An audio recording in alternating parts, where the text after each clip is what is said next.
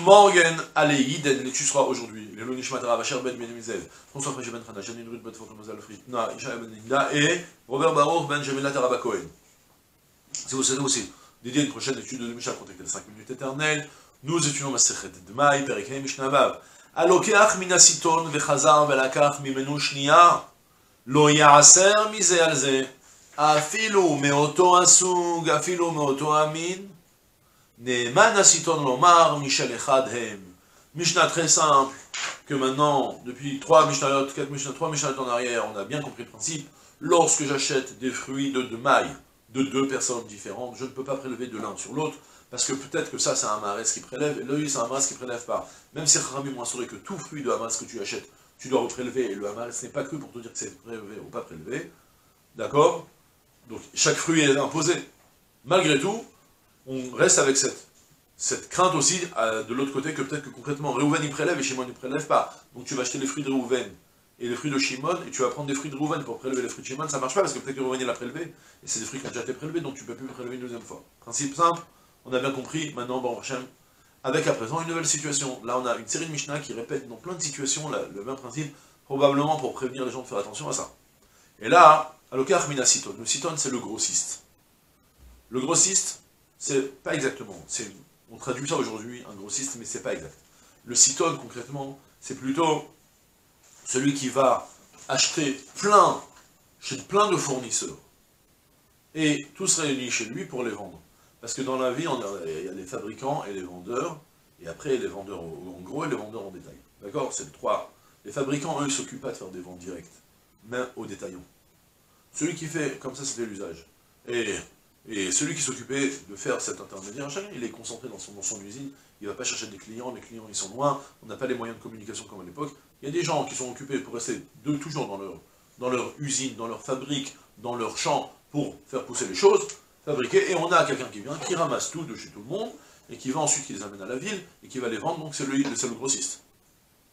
Ouais, et après, il va vendre aux détaillants qui vont dans leur magasin.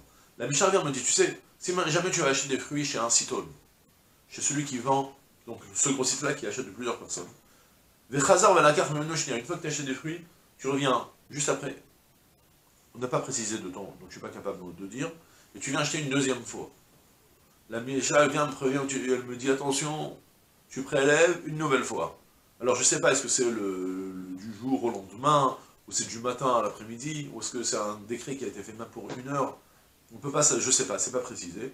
Mais en tout cas, tu viens, tu achètes chez Réhouven, le grossiste, et tu reviens quelques temps après, tu achètes chez Réhouven le grossiste, tu dois prélever une deuxième fois. Parce que même si tu as l'impression que c'est la même chose, peut-être que concrètement, il est parti se fournir. Chez lui, c'est une plateforme. C'est une plateforme. Il y a plein de sourautes qui rentrent et qui ressortent. Plein de marchandises qui rentrent et qui ressortent. Tu peux pas supposer que c'est la même chose. Imagine, d'accord? Vous avez compris l'idée? Alors la Mishnah me dit, Lo yaser mizal, tu ne prélèveras pas de l'un sur l'autre, afilo meoto asuk, même si c'est exactement la même espèce. On avait évoqué que par exemple, il y a plusieurs sortes d'oranges, vous savez, même quand tu achètes des oranges, quand tu achètes des clémentines, n'importe quel fruit que tu achètes, si vous faites attention, chaque arbre il a sa manière de le produire.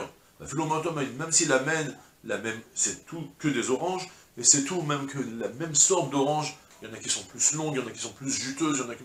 Tu vois bien que c'est les mêmes.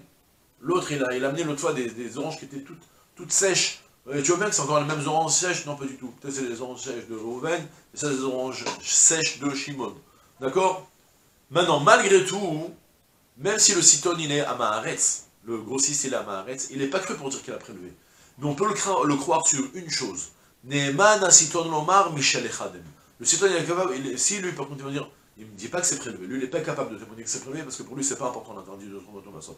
Mais ce qu'il me raconte, lui, il me dit, tu sais, le fruit que tu achètes là maintenant, c'est le même fruit que la dernière fois. J'ai pas vendu, c'est un stock que je l'ai pas encore mis en vente, peu importe, c'est les mêmes fruits. Là, je le crois sur ce détail-là, comme ça, moi, je pourrais ensuite reprélever de l'un sur l'autre, d'accord? Parce que sur ça, le siton, il n'a pas du tout un intérêt, ni de me mentir, ni d'arrondir les angles.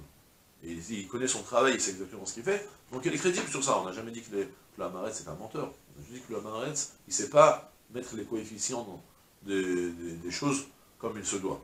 Mais là, par exemple, me raconter que ça sera, ça c'est son travail, il est cru pleinement de me dire que c'est la même provenance. D'accord? Et voilà, c'est tout pour aujourd'hui. Je vous souhaite une journée pleine de Hatzlacha, Kol Tuv, c'est là.